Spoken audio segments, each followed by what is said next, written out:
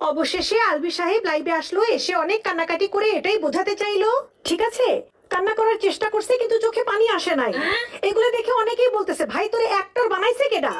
যাই হোক, মূল কথা সে এটাই বোঝাতে চাচ্ছে সে যদি এখন দেশে আসে তাকে টেনে হেঁচড়ে ছিঁড়ে ফেলা হবে, ঠিক আছে তাকে যদি খেয়ে ফেলা হয় আর সেও যদি তার ওয়াইফের কাছে চলে যায় তাহলে তার বাচ্চা রিজিকের কি হবে।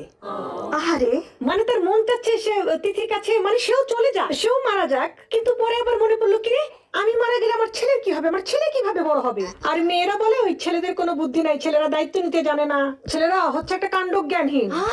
আলবি ভাইয়াকে দেখে শেখো, ঠিক আছে সে একদম ঠিক কথা বলছে, আমি তার সাথে একমত।